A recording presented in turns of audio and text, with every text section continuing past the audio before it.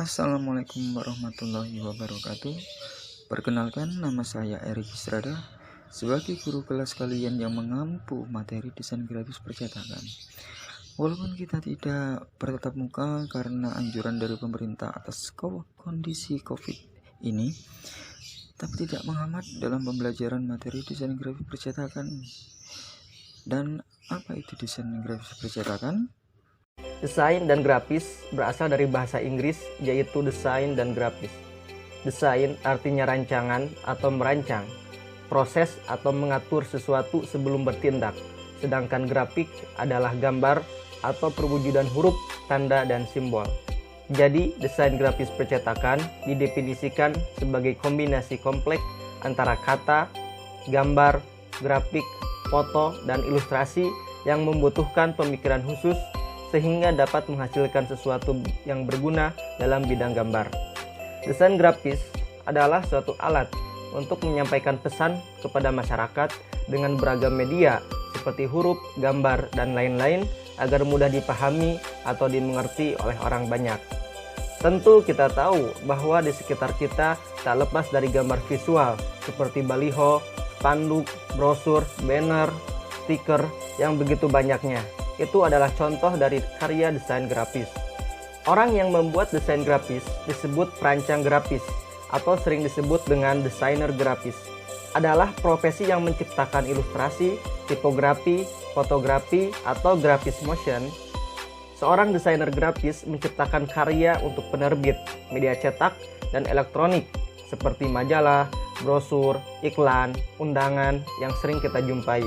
Untuk menjadi seorang desainer grafis harus memiliki 7 keilmuan, yaitu yang pertama, kalian harus memiliki wawasan teknologi, dikarenakan kita ada pada zaman serba teknologi. Kehidupan kita tak lepas dari gadget, komputer, internet yang selalu dipakai oleh masyarakat sekarang ini. Kalau kita tidak bisa menguasai teknologi, maka kita akan ketinggalan oleh zaman, sehingga karya desain grafis kita terkesan monoton. Desainer harus selalu mengikuti perkembangan teknologi dan dituntut harus bisa menguasai komputer dan software desain grafis. Yang kedua, wawasan sains. Kita hidup di bumi ini pasti bersama alam. Manusia pasti membutuhkan alam untuk kelangsungan hidupnya. Harus bisa menguasai bidang pertanian, kelautan, daratan, bahkan udara untuk mengeksplor energi yang ada di dalamnya. Kita sering menjumpai poster-poster yang bertemakan lingkungan, seperti anjuran untuk menjaga kebersihan, melindungi hewan-hewan langka. Itu hasil dari desainer grafis yang mengerti akan ilmu sains. Yang ketiga, wawasan seni. Agar desain kita indah, maka harus memahami ilmu seni, bagaimana mengatur komposisi, perspektif objek, bagaimana membuat gambar 2 dimensi, 3 dimensi, dan lain-lain. Yang keempat, wawasan sosial dan budaya.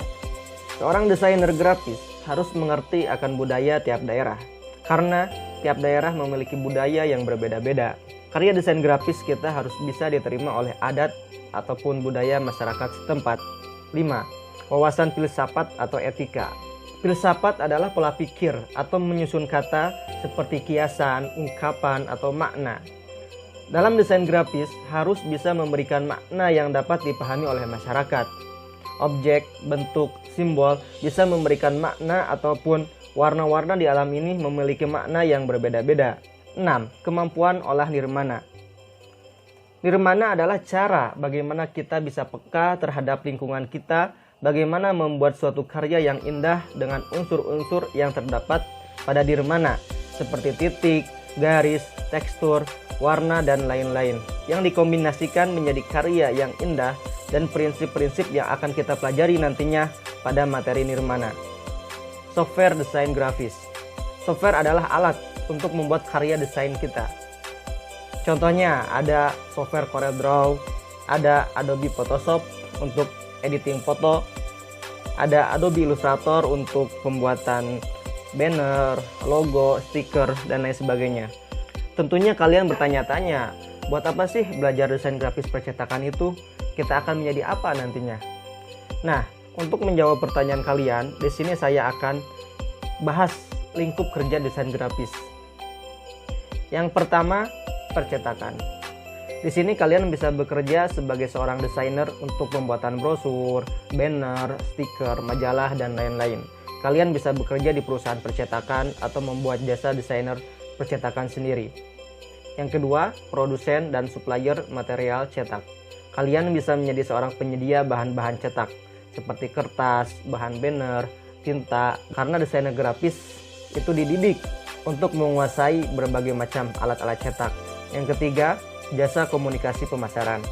Di sini kalian bekerja sebagai seorang pembuat iklan, seperti iklan produk, kemasan, dan lain-lain, ataupun pembuat video iklan yang sering kita jumpai di sekitar kita, seperti majalah, internet, ataupun spanduk di jalanan.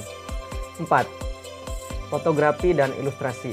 Kalian bisa membuat jasa fotografi, seperti modeling ataupun wedding, ataupun kalian juga bisa menjadi seorang pembuat komik.